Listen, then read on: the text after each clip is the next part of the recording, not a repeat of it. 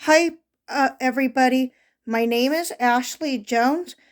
Um, if you are wanting to see how I travel with having autism, including going to Disneyland and taking public transportation, then this is your chance.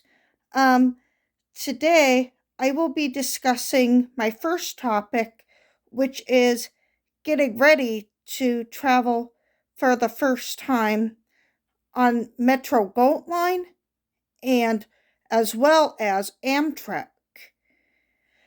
So let me start out by explaining that the Metro GOLDLINE runs on my route. It runs from Monrovia, where I am currently still living, all the way to LA Union Station. Now, the first thing I will start out saying is the GOLDLINE has really cleaned up the Metro GOLDLINE trains beautifully. I mean, the Metro Transit Authority that runs the trains. So, the trains run periodically, mostly every 20 minutes. So, if you're going to have, you know, a problem with waiting that long if you're special needs, don't worry, it goes by really fast.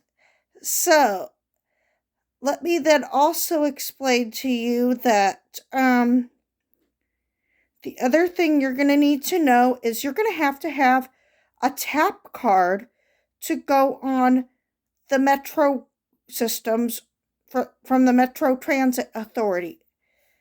Now, the thing that I get for my Metro Pass is the Metro Day Pass. I'm 27 years old. It's the same price, I believe, for everybody, though. I pay $7 round trip all day.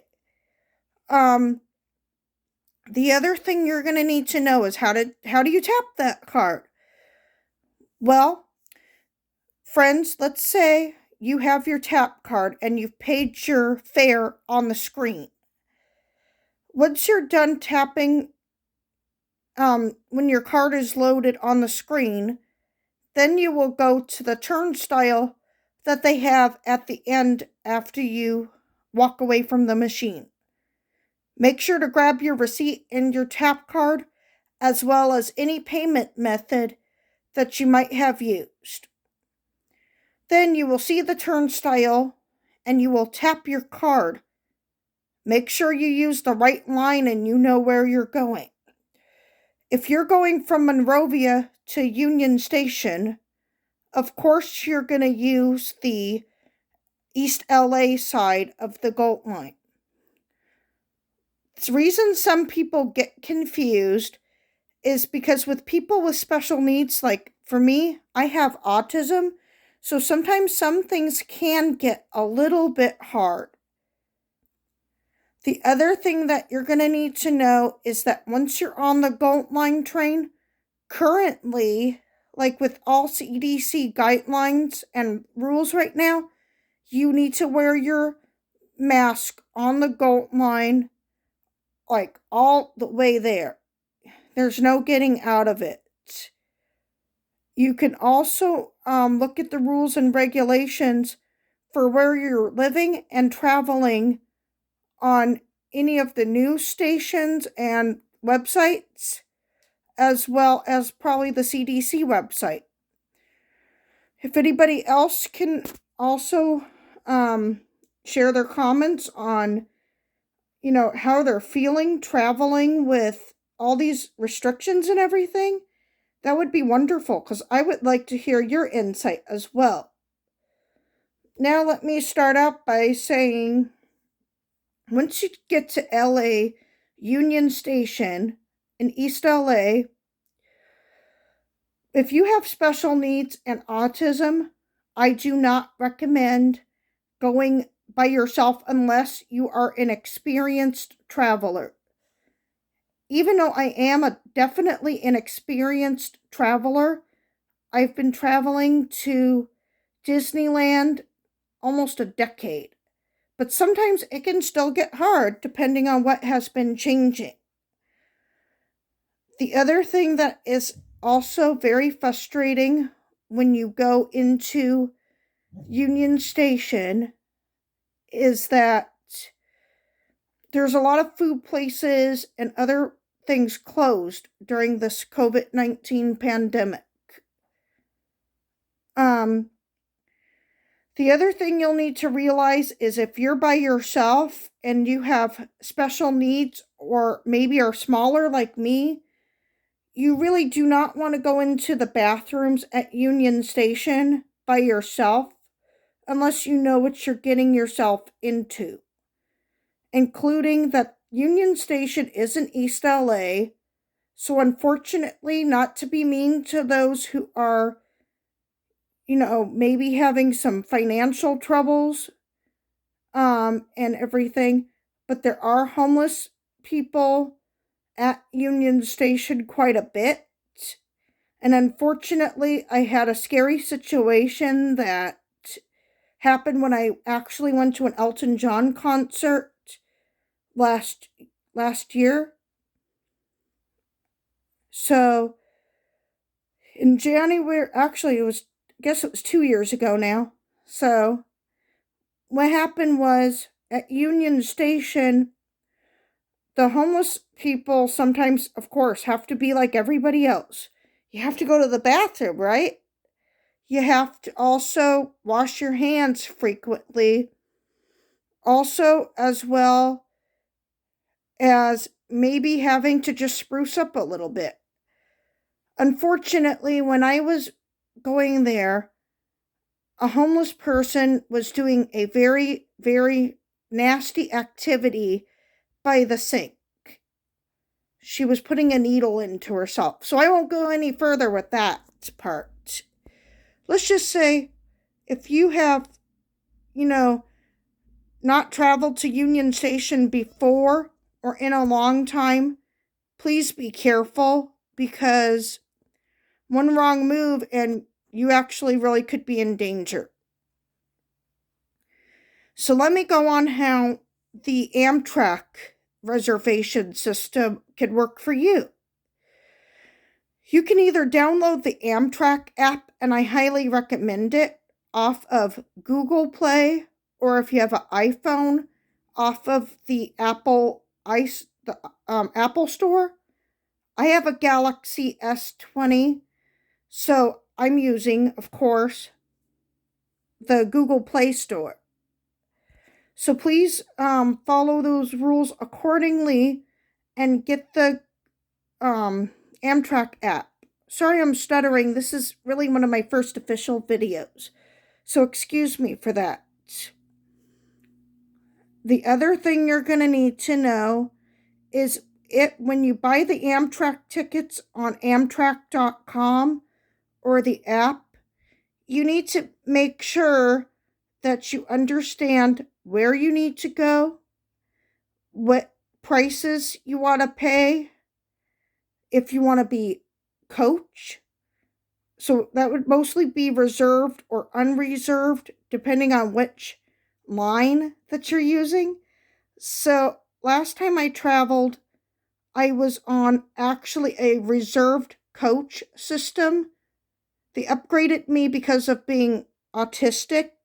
So they wanted to put me in a seat where the conductor and other staff can come and talk to me much easier and make sure I got on the train safely.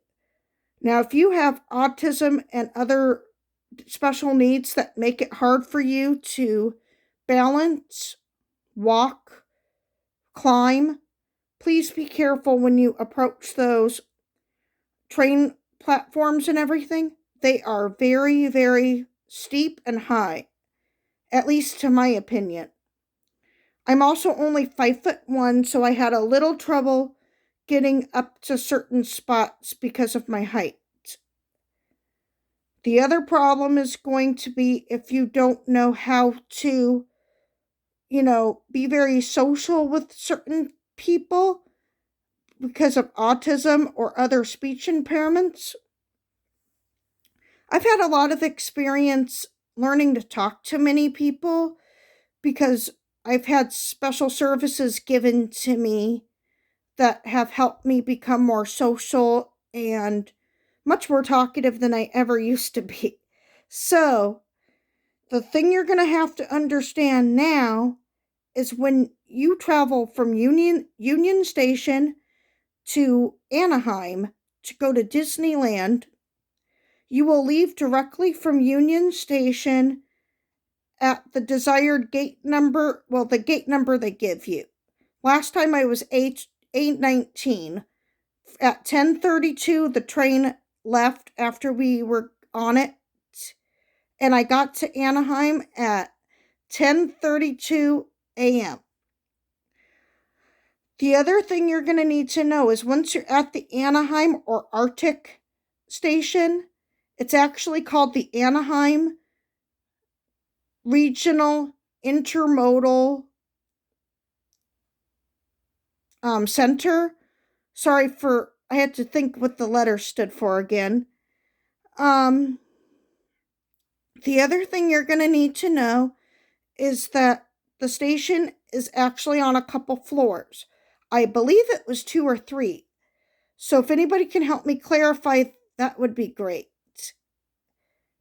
I remember the station, going on the elevator once I got to the station, and after a little bit walking around to see what Arctic looked like, I took the elevator down to the first floor and got on lift to actually take me and a friend to our hotel in Anaheim near Disneyland. Last time we stayed at the La Quinta Inn on a street called Clementine in Anaheim. This next time I'm most likely going to be staying at the Best Western Stovall's Inn, so I won't really need still need the lift to go right there, but I won't be relying heavily on public transportation this time.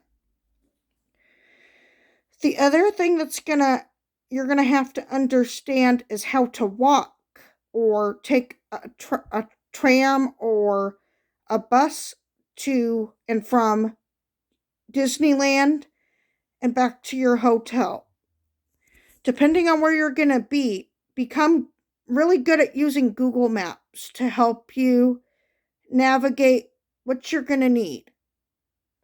That means look at Google Maps, plan out your route, and please be careful about going back to the hotel at night, especially because sometimes when people are leaving Disneyland, it could get really hectic. People sometimes are not very careful about walking to the bus in a civilized way. I've got my foot ran over before, which really hurts. You don't want to be in that situation. So the other thing you're going to need to know is that the Anaheim buses near Disneyland run on the main line for the Toy Story line, or one of those hotel shuttles if they have their official shuttle. They're called the ART buses, or Anaheim Regional Transportation. So please become also familiar with your bus number. Our last stay, our bus number was number 7. It will vary on which hotel you're staying at and if you get an official shuttle or just a bus. So, the next thing I will tell you about traveling at Disneyland once you officially arrived and you're excited and everything, don't forget once Disneyland reopens after COVID-19 measures have let the park reopen accordingly to the state's guidelines and everything, you're going to need to most likely still take your ID and your ticket and your annual pass once they officially maybe restart the annual pass program at Disneyland. Show them your ID or your ticket or your pass, whatever happens next, and make sure you do not lose those items. I also always carry a backpack full of my medical stuff, including my medications, um, doctor's notes in case they need to know more about my special needs, including my autism. I also, up to 2 years ago, was having like 6 seizures. I don't have them anymore, but I still get sometimes dizzy or have other difficulties related to the past seizures. I'm on seizure meds twice a day, so if you have any of those problems related to your autism or maybe epilepsy or other health problems, please have a doctor's note with you just in case something could happen. You never know when you're going to need those items. I also carry sunscreen when I'm going to Disneyland because I am very light skinned, as you can tell. The other thing you're going to have to know is when you get into the theme parks, if you have difficulties with standing in long lines, as well as, being around too many crowds and everything, unfortunately, sometimes you're still going to have some of those difficulties. Disney does have what's called the DAS program, which helps people with special needs get into like a easier time getting on the rides, as well as using like ramps and stuff to get on the rides instead of stairs. Stairs are very hard for me, and I cannot go on escalators anymore because of the difficulties with my past seizures. Luckily, Disney does not have escalators for the theme park rides anymore, as I recall. The only thing that used to have an escalator, I believe, correct me if I'm wrong, Walt Disney World did have an escalator for their people mover, but I don't know if Disneyland kept that system like that when they had it or not. That's been gone a long time at Disneyland. So going back to what's current, also please understand that no matter what you're going to need to take inside the theme park for yourself, please, even though if it's a warmer day starting out during the day, understand you will need to bring a jacket for nighttime.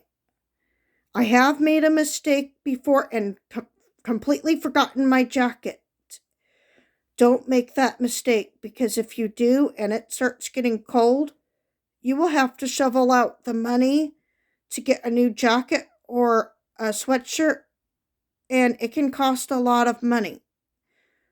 Because of being an annual pass holder, I have gotten a lot of great discounts because I was a Southern California Select Disneyland Resort annual pass holder, but we're still waiting to see what other programs will be available when they reopen. The other thing you're going to have to understand is that once the parks officially do reopen, there are most likely going to be social distancing guidelines, different ways of getting on and off the rides, and confusing measures that may make it difficult for people with special needs to navigate the theme parks. You can always go up to those friendly cast members at Disneyland. They're very helpful and they're great. We love the annual pass holder perks that we also get, including 10% off of dining and merchandise, but it depends on what level your pass would be when they reintroduce the program, most likely. The other thing you're going to have to realize is that once you get into the theme parks, many times a year, things go through a lot of refurbs for the parks, rides, restaurants, different attractions, and even shows. Things are always changing at Disneyland because of Walt Disney's want to keep the parks changing and new. So you can look up many of the quotes that why Disneyland changes so much. Then you'll know what to expect. Now, the other thing I will have to warn you about is that when you're in the theme parks, there are a ton of rules that you need to follow, or else it will not only make your trip really, really bad for you, but you could possibly get in trouble. You do not want to get in trouble at Disney parks. So please be careful and follow all theme park rules and listen to cast members. Also, do not talk rudely to the cast members, characters, or anybody else that works at the Disney theme parks, including Disneyland. The other thing that is going to be important is if you're staying 1 to a few days at either Disneyland or what's called the off-site Disney hotels, or also called, also called the Good Neighbor hotels. They are really, really good hotels off of Disneyland property, and they don't cost near as much most of the time. Depends on the system that you get. Either value, stuff that can cost anywhere from $65 to under $100, or if you go more than that, then you might be able to shovel out more money for a nicer hotel stay. But also be warned about how you can get back to the theme parks easier by yourself or with a companion. To look at the bus schedules, learn about the bus lines, and learn if you can walk. I can walk all the way from most of the hotels within about a 20-minute distance. Yes, you will be tired by the time you either get inside the resorts or even really bad afterwards. After I leave Disneyland, I am very tired. I'm 27 years old, but because I have a little bit more trouble walking and balancing, my body compensates for me having to walk a little harder to sometimes keep my balance better. So then I do have some pain in my legs and my back afterwards on occasion. Now, people may be asking, are the food options good for people with special needs at Disneyland? I would say yes, because better than the other theme parks in Southern California, they have a lot better food choices for picky eaters. The problem is going to be if you have another different kind of food allergy, and you can look it up on Disneyland's website or the app, or talk to a cast member if you have food allergies. Because I'm lactose intolerant, as long as I take my lactate medication before I officially, partake in dairy food, I'm usually fine.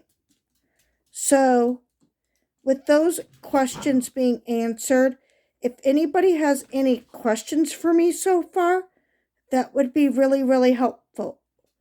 You can leave your questions in the comment section, and I will be happy to get those answered as soon as I can. Please bear with me the way I talk, or may, lick my lips on occasion, because those are just tics that have to do with my autism. I also may have trouble getting myself to look at the camera in a certain way because I also have an eye disorder called strabismus, which means my eyes do not track the right way and it turns in the wrong way with my left eye. I have strabismus right now in both eyes and I usually wear glasses. I'll show you my glasses in another video. The other thing you're going to need to know about navigating Disneyland with special needs is that some attractions, when they're operating, may scare those with special needs because of the noise or the look of it or even the characters. I like every Disneyland ride. The only thing is, they're changing it now, but there was a ride called Snow White's Scary Adventures, and it's now going to be called Snow White's Enchanted Wish. But I'm not very excited about the new change because to me it's going to babyfy the ride and maybe make older people not really want to go with their kids. Or they may love it. Who knows? It's up to everybody's opinion what they think of the new ride. The other problem that you may have is that there are allowed shows like World of Color, Phantasmic on occasion, and seasonal, and other things that may scare people because of the noises. So if you need to bring orange earplugs or some other kind of earphones to help you, that is okay. Make sure though that you listen to all safety guidelines with shows and attractions before you put in your devices so you can't hear everybody. So the other thing that I'm going to tell you right now is that once Disneyland does get the guidance to reopen and we can go again, the other thing that's going to be really hard is that there may be problems with theme park capacity, and you may have to plan your trip really carefully with the Disneyland app and other services, and even ask cast members for help. So that's going to do for my first video for these topics. Like I said before, if you have other questions and other things you would like to say to me or ask me, please post them in the comments below. Have a great day, Disney Special Needs travelers, and I will talk to you soon.